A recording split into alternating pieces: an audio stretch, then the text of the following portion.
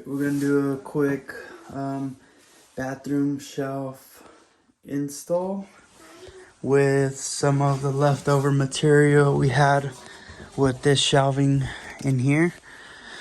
So this shelving that we had up here, we're gonna use that, and instead of having this thing, I'm gonna put permanent shelves, just 2 shelves, one about this high and then another one right above here to keep this stuff. And we're just gonna use the 1x1 or 1x2.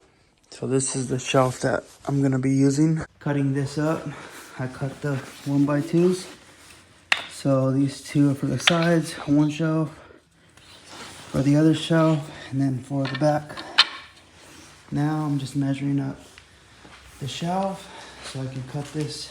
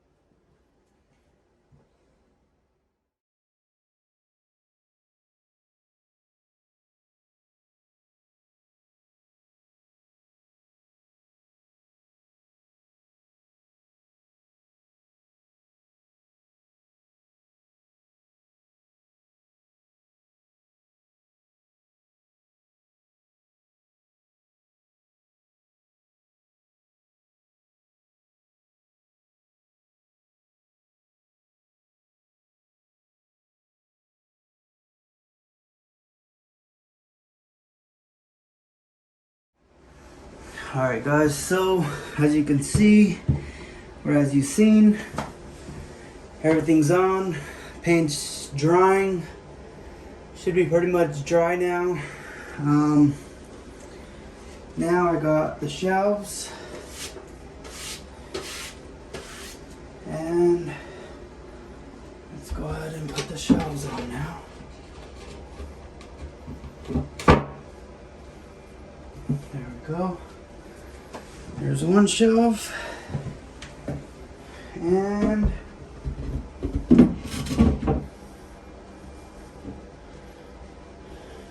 there's two shelves.